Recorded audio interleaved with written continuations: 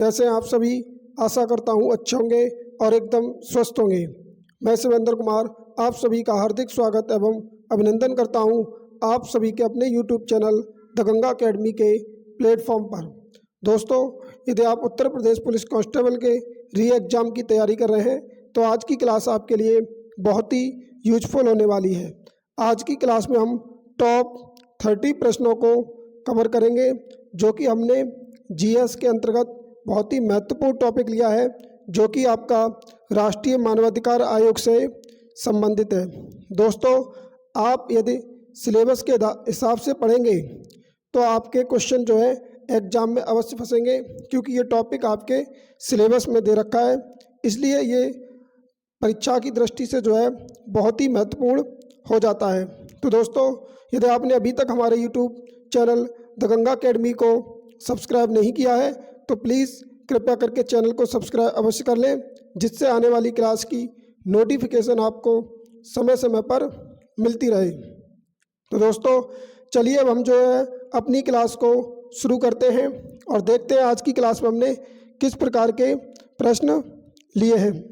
तो जैसा कि आप देख रहे हैं, आज की क्लास का हमारा पहला प्रश्न है, राष्ट्रीय मानवाधिकार आयोग का गठन संसद के कौन से अधिनियम के अंतर्गत हुआ था। तो आपको बता दें, इसका राइट आंसर हो जाएगा दोस्तों आपका सी, मानवाधिकार संरक्षण अधिनियम 1993।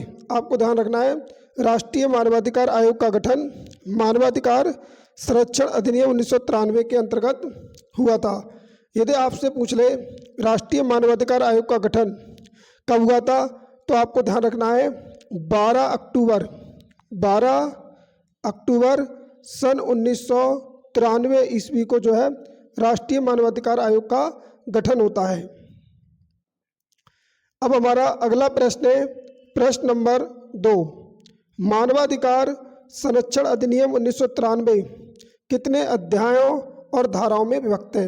आपको बताना है कि मानवाधिकार संरक्षण अधिनियम 1993 में कितने अध्याय और कितनी धाराएं। तो आपको ध्यान रखना है, इसमें 8 अध्याय और 43 धाराएं। कितने? 8 अध्याय और 43 धाराएं। बी ऑप्शन जो आपका करेक्ट हो जाएगा। अगला प्रश्न हमारा, राष्ट्रीय मानव अधिकार आयोग NHRC एक स्वतंत्र वैधानिक संस्था है, इसकी स्थापना कब हुई थी। अभी हमने आपको बताया था कि राष्ट्रीय मानवाधिकार आयोग का गठन 12 अक्टूबर सन 1993 ईस्वी को हुआ था। इसका राइट आंसर हो जाएगा ए। यदि आपसे पूछ ले राष्ट्रीय मानवाधिकार आयोग का मुख्यालय कहाँ है, तो आपको ध्यान रखना है राष्ट्रीय मानवाधिकार आयोग का मुख्यालय दिल्ली में है। कहाँ है? दिल्ली में। ये आपको ध्यान रखना है। नेक्स्ट प्रश्न है हमारा प्रश्न नंबर 4। इसमें आपसे पूछा है राष्ट्रीय मानवाधिकार आयोग का मुख्य कार्य क्या है। तो आपको ध्यान रखना है जीवन का अधिकार संरक्षित करना, ये इसका मुख्य कार्य है। स्वतंत्रता का अधिकार संरक्षित करना, ये भी इसका मुख्य कार्य है। और समानता का अधिकार संरक्षित करना। इसका राइट आंसर हो जाएगा डी, उपर्युक्त सभी। राष्ट्रीय मानवाधिकार आयोग को जीवन का अधिकार, स्वतंत्रता का अधिकार और समानता का अधिकार संरक्षित करता ही, आपको ध्यान रखना है। अगला प्रश्न है दोस्तों हमारा प्रश्न नंबर 5। इसमें पूछा है राष्ट्रीय मानवाधिकार आयोग के प्रथम अध्यक्ष कौन थे। आपको बताना है राष्ट्रीय मानवाधिकार आयोग के प्रथम अध्यक्ष कौन थे। तो आपको ध्यान रखना है इसके प्रथम अध्यक्ष न्यायमूर्ति रंगनाथ मिश्र थे। कौन थे? न्यायमूर्ति रंगनाथ मिश्र। ए ऑप्शन जो आपका करेक्ट हो जाएगा। यदि आपसे पूछ ले राष्ट्रीय मानवाधिकार आयोग के वर्तमान में अध्यक्ष कौन है, तो आपको ध्यान रखना है वर्तमान में अरुण कुमार मिश्रा। कौन है? अरुण कुमार मिश्रा जो है आपको बता दें राष्ट्रीय मानवाधिकार आयोग के वर्तमान में अध्यक्ष हैं। और पहले अध्यक्ष कौन थे, तो आप जानते हैं न्यायमूर्ति रंगनाथ मिश्र। नेक्स्ट प्रश्न हमारा प्रश्न नंबर 6। मानव अधिकार किसी भी सुसंस्कृत समाज की उन्नति के लिए होते हैं। प्रेरक तत्व होते हैं, प्रेरण आधार होते हैं। सी ऑप्शन में दे रखा है मूल आधार होते हैं। डी केंद्र बिंदु। तो आपको ध्यान रखना है ये मूलाधार होते हैं। क्या होते हैं? मूलाधार। सी ऑप्शन जो है इसका राइट हो जाएगा। अगला प्रश्न है प्रश्न नंबर 7, मानवाधिकार की किस धारा के अंतर्गत आयोग संबंधी कार्यों का उल्लेख किया गया है?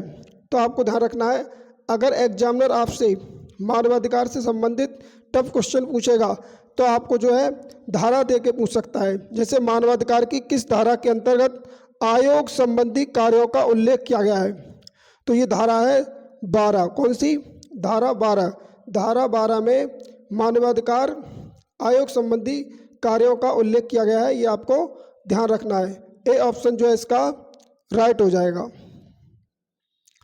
अगला प्रश्न है प्रश्न नंबर 8, राष्ट्रीय मानवाधिकार आयोग का प्रधान कार्यालय कहाँ स्थित है? यह हमने आपको जो है अभी बताया था कि राष्ट्रीय मानवाधिकार आयोग का कार्यालय यानी कि मुख्यालय, तो ये आपको ध्यान रखना कहाँ है? दिल्ली में। बी ऑप्शन जो है इसका करेक्ट हो जाएगा। नेक्स्ट प्रश्न है हमारा दोस्तों 9, राज्य मानव अधिकार आयोग किस सूची से संबंधित मामलों की जांच करता है? राज्य मानव अधिकार आयोग किस सूची से संबंधित मामलों की जांच करता है? तो आपको ध्यान रखना है, इसका राइट आंसर हो जाएगा आपका डी, बी और सी, यानी कि राज्य सूची और समवर्ती सूची से संबंधित मामलों की जांच करता है। अगला प्रश्न हमारा प्रश्न नंबर 10, राष्ट्रीय महिला आयोग अधिनियम कब पारित हुआ था? आपको बताना है राष्ट्रीय महिला आयोग अधिनियम कब पारित हुआ था। तो आपको ध्यान रखना है ये सन 1990 ईस्वी में पारित हुआ था। बी ऑप्शन जो है इसका राइट हो जाएगा। अगला प्रश्न है हमारा प्रश्न नंबर 11। दोस्तों ये क्वेश्चन आपका जो है रिपीट हो गया। राष्ट्रीय महिला आयोग अधिनियम कब पारित हुआ? तो आप जानते हैं हमने अभी बताया था सन 1990 ईस्वी में जो है ये पारित हुआ था। अगला प्रश्न हमारा राष्ट्रीय मानवाधिकार आयोग में अध्यक्ष सहित कुल कितने सदस्य होते हैं? ये वेरी वेरी इंपॉर्टेंट प्रश्न है। राष्ट्रीय मानवाधिकार आयोग में अध्यक्ष सहित कुल कितने सदस्य होते हैं? तो आपको ध्यान रखना है इसमें कुल 13 सदस्य होते हैं। कितने?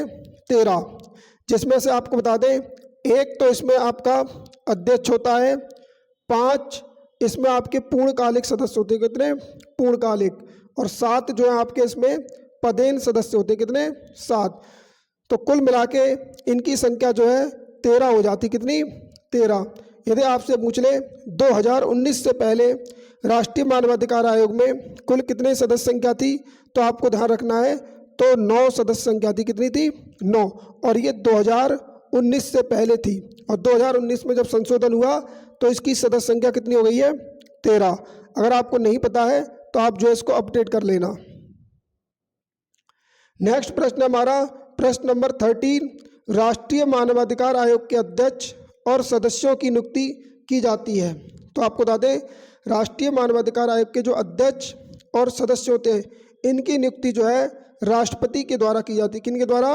राष्ट्रपति के द्वारा की जाती है। यदि आपसे एग्जाम में पूछ ले कि इनके अध्यक्ष और सदस्यों को कौन हटाता है, तो आपको ध्यान रखना है इनको हटाने का काम भी कौन करते हैं? राष्ट्रपति। कौन हटाता है? राष्ट्रपति हटाता है, ये आपको ध्यान रखना है। अगला प्रश्न है हमारा प्रश्न नंबर 14, राज्य मानवाधिकार आयोग के अध्यक्ष और सदस्यों की नियुक्ति की जाती है। तो दोस्तों ये भी बहुत इंपॉर्टेंट प्रश्न है। आप जानते हैं राष्ट्रीय मानवाधिकार आयोग जो होता है ये केंद्र में, ऐसे ही राज्य में होता है हमारा राज्य मानवाधिकार आयोग। तो केंद्र में हो गया राष्ट्रपति, तो राज्य में हो जाएगा हमारा राज्यपाल। तो राज्य मानवाधिकार आयोग के अध्यक्ष और सदस्यों की नियुक्ति जो है कौन करेगा? राज्यपाल। आपको ध्यान रखना है सेंटर में जो हमारे राष्ट्रपति और राज्य में राज्यपाल। अगला प्रश्न है हमारा प्रश्न नंबर 15, मानव अधिकार संरक्षण संशोधन विधेयक 2019 के अनुसार आयोग के अध्यक्ष के रूप में नियुक्त हो सकता है। तो आपको ध्यान रखना है मानव अधिकार संरक्षण अधिनियम 1993 में जो संशोधन हुआ था ये कब हुआ था? 2019 में। इसके अनुसार जो अध्यक्ष बनेगा वो आपका भारत का मुख्य न्यायाधीश भी हो सकता है, उच्चतम न्यायालय का न्यायाधीश भी हो सकता है। इसका राइट आंसर हो जाएगा सी, ए और बी दोनों। अगला प्रश्न है हमारा प्रश्न नंबर 16, राष्ट्रीय मानवाधिकार आयोग की सिफारिशों की प्रकृति कैसी होती है? आपको बताना है राष्ट्रीय मानवाधिकार आयोग की सिफारिशों की प्रकृति कैसी होती है। तो आपको ध्यान रखना है सलाहकारी होती है या बाध्य होती है या फिर शक्तिहीन। तो आपको ध्यान रखना है ये जो है सलाहकारी होती है। क्या होती है? सलाहकारी, यानी कि सलाहकार दे सकते हैं। अगला प्रश्न है हमारा प्रश्न नंबर 17, किसी भी व्यक्ति को मानव अधिकार कब से प्राप्त हो जाते हैं? तो आपको ध्यान रखना है जब व्यक्ति का जन्म होता है तो जन्म से ही जो है व्यक्ति को मानवाधिकार प्राप्त हो जाते हैं। इसका राइट आंसर हो जाएगा आपका ए, यानी कि जन्म से ही क्या होते हैं, हमको मानवाधिकार प्राप्त हो जाते हैं। अगला प्रश्न हमारा प्रश्न नंबर 18, मानवाधिकार का सार्वभौमिक घोषणा कब किया गया था? तो आपको ध्यान रखना है मानवाधिकारों की जो सार्वभौमिक घोषणा की गई थी ये 10 दिसंबर सन 1948 ईस्वी में की गई थी। कब? 10 दिसंबर 1948 ईस्वी में।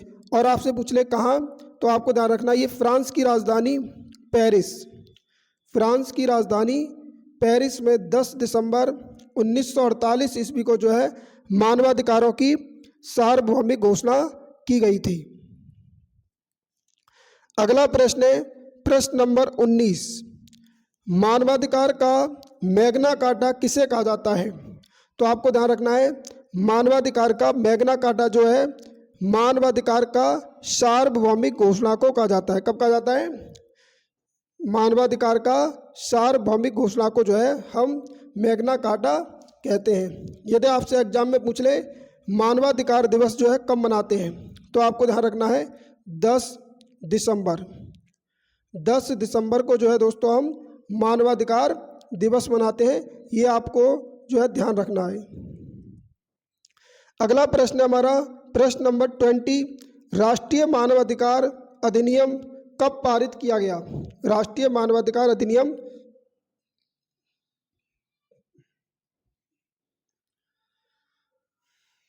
दोस्तों आपसे पूछा राष्ट्रीय मानवाधिकार अधिनियम कब पारित किया गया, तो ये आपका 12 अक्टूबर सन 1993 ईस्वी में पारित किया गया था। तो इसका राइट आंसर हो जाएगा आपका ए। नेक्स्ट प्रश्न हमारा प्रश्न नंबर 21, इसमें पूछा है आपसे राष्ट्रीय मानवाधिकार आयोग कैसा निकाय है? राष्ट्रीय मानवाधिकार आयोग कैसा निकाय है? तो ये आपका जो है सांविधिक निकाय है। क्या है? सांविधिक निकाय। इसका मतलब होता है जैसा कि यानी कि ये जो आपका राष्ट्रीय मानवाधिकार आयोग है ये संसदीय विधि द्वारा इसका जो है गठन किया गया है। किसके द्वारा? संसदीय विधि के द्वारा जो है इसका गठन किया गया है। आपको बता दें जिसका संविधान में उल्लेख होता है वो आपका संवैधानिक निकाय होता है, और जिसका संविधान में उल्लेख नहीं होता है उसे हम गैर संवैधानिक निकाय या फिर सांविधिक निकाय कहते हैं। यानी कि जिसका संसदीय विधि द्वारा गठन किया गया हो वो क्या कहलाएगा? आपका सांविधिक निकाय। अगला प्रश्न हमारा प्रश्न नंबर 22, राष्ट्रीय मानवाधिकार में अध्यक्ष सहित कुल कितने सदस्य होते हैं? तो आपने अभी देखा था कुल सदस्य कितने होते हैं? 13, जिसमें आपका एक अध्यक्ष और 12 सदस्य हो जाएंगे। तो इसका राइट आंसर क्या हो जाएगा? ए, एक अध्यक्ष और 12 सदस्य। अगला प्रश्न है दोस्तों हमारा प्रश्न नंबर 23, राष्ट्रीय मानवाधिकार आयोग के अध्यक्ष का कार्यकाल कितने समय का होता है? आपसे पूछा है राष्ट्रीय मानवाधिकार आयोग के अध्यक्ष का कार्यकाल कितने समय का होता है? तो आपको ध्यान रखना है 3 वर्ष या 70 वर्ष तक। इसका राइट आंसर क्या हो जाएगा? आपका डी। आपको ध्यान रखना है 3 वर्ष या 70 वर्ष तक। अब आपने पढ़ा होगा इसमें 5 वर्ष और 70 वर्ष तक, तो याद रखना है आपको 2019 के बाद इसमें संशोधन के बाद जो है इसके अध्यक्ष का कार्यकाल कितना हो गया है? अध्यक्ष का और सदस्यों का 3 वर्ष और 70 वर्ष। इससे पहले जो है 5 वर्ष या 70 वर्ष तक था। कितना था? 5 वर्ष या 70 वर्ष तक। तो इसका करंट में जो आपका प्रेजेंट में जो इसका कार्यकाल है वो 3 वर्ष या 70 वर्ष तक है। ये आप अगर आपको नहीं पता है तो इसको आप जो अपडेट कर लेना। अगला प्रश्न हमारा, निम्न में से कौन राष्ट्रीय मानवाधिकार आयोग के अध्यक्ष के लिए गठित समिति में शामिल नहीं होता है? यानी कि राष्ट्रीय मानवाधिकार आयोग के अध्यक्ष के लिए जो गठित समिति होती है, आपको बता दें जो राष्ट्रीय मानवाधिकार आयोग के लिए गठित समिति होती है, पहली बात तो उसमें कितने सदस्य होते हैं ये आपको ध्यान रखना है। तो आप ध्यान रखें कितने सदस्य होंगे, 6 सदस्य होते हैं, जिसका अध्यक्ष आपसे पूछ लिया जाए तो प्रधानमंत्री अध्यक्ष होते हैं। इसके कौन होते हैं, प्रधानमंत्री। यानी कि जो समिति राष्ट्रीय मानवाधिकार आयोग के अध्यक्ष का गठन करती है वो समिति में कुल सदस्य कितने होते हैं, 6, और अध्यक्ष कौन होगा, प्रधानमंत्री। तो इसमें आपसे पूछा है गठित समिति में शामिल नहीं होता है तो प्रधानमंत्री होते हैं इसके अध्यक्ष, लोकसभा अध्यक्ष होगा, इसमें मुख्य विपक्षी दल के नेता होंगे, लेकिन राष्ट्रपति इसमें शामिल नहीं होते हैं। राष्ट्रपति तो अध्यक्ष की क्या करता है, नियुक्ति करता है, ये आपको ध्यान रखना है। अगला प्रश्न हमारा प्रश्न नंबर 25, राष्ट्रीय मानवाधिकार आयोग के सदस्य व अध्यक्ष अपना त्यागपत्र किसे देते हैं? तो इसका भी राइट आंसर क्या हो जाएगा आपका, ए, राष्ट्रपति को। यानी कि राष्ट्रीय मानवाधिकार आयोग के जो सदस्य और अध्यक्ष होते हैं इनकी नियुक्ति भी राष्ट्रपति के द्वारा की जाती है और त्यागपत्र भी जो है ये किसको देंगे, राष्ट्रपति को देंगे। अगला प्रश्न हमारा प्रश्न नंबर 26, राष्ट्रीय मानवाधिकार आयोग के सदस्यों के रूप में अन्य आयोगों के अध्यक्ष भी शामिल होते हैं। राष्ट्रीय मानवाधिकार आयोग के सदस्यों के रूप में अन्य आयोग के अध्यक्ष भी शामिल होते हैं। तो वो आपसे पूछा है कि कौन कौन से आयोग होते हैं। ऑप्शन है ए, राष्ट्रीय महिला आयोग की अध्यक्ष, तो आपको ध्यान रखना ये भी शामिल होती हैं। बाल अधिकार संरक्षण आयोग के अध्यक्ष ये भी शामिल होते हैं। राष्ट्रीय अनुसूचित और अनुसूचित जनजाति के अध्यक्ष ये भी शामिल होते हैं। इसका राइट आंसर हो जाएगा आपका डी, उपयुक्त सभी। अगला प्रश्न है दोस्तों हमारा, मानवाधिकार संरक्षण अधिनियम 1993 कितने अध्यायों और धाराओं में विभक्त है? तो आपको ध्यान रखना इसमें 8 अध्याय और कुल 43 धाराएं, कितनी, 43, 8 अध्याय और 43 धाराएं। बी ऑप्शन जो है इसका दोस्तों राइट हो जाएगा। अगला प्रश्न हमारा प्रश्न नंबर 28, राष्ट्रीय मानवाधिकार आयोग निम्न में से कौन कार्य करता है? राष्ट्रीय मानवाधिकार आयोग निम्न में से क्या कार्य करता है? तो आपको ध्यान रखना ये मानवाधिकार उल्लंघनों की जांच भी करता है, जेलों और बंदी गृहों में जाकर वहाँ की स्थिति का अध्ययन करना और इसके बारे में सिफारिश करना, ये भी इसका कार्य है। मानवाधिकारों के उल्लंघन के सभी कारणों की समीक्षा करना, इसका राइट आंसर हो जाएगा आपका डी, उपयुक्त सभी। ये सभी जो है राष्ट्रीय मानवाधिकार आयोग के कार्य हैं।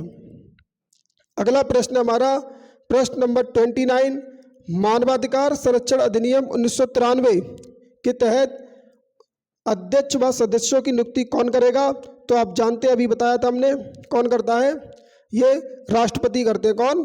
राष्ट्रपति। आज की क्लास का हमारा अंतिम और नेक्स्ट प्रश्न है प्रश्न नंबर 13, मानवाधिकार संरक्षण अधिनियम 1993 के तहत उसका अध्यक्ष व सदस्यों की नियुक्ति कौन करेगा? तो ये दोस्तों क्वेश्चन आपका जो है रिपीट हो गया है। मानवाधिकार संरक्षण अधिनियम 1993 के तहत अध्यक्ष और सदस्यों की नियुक्ति कौन करते हैं? राष्ट्रपति। तो दोस्तों आज की क्लास में हमने टॉप 30 प्रश्नों को जो है कवर किया। सारे के सारे प्रश्न राष्ट्रीय मानवाधिकार से संबंधित थे। दोस्तों इसी प्रकार के प्रश्न देखने के लिए हमारे YouTube channel the Ganga academy को यदि आपने अभी तक सब्सक्राइब नहीं किया है तो प्लीज़ कृपया करके चैनल को सब्सक्राइब अवश्य कर लें, जिससे आने वाली क्लास की नोटिफिकेशन आपको समय समय पर मिलती रहे। धन्यवाद। जय हिंद। वंदे मातरम।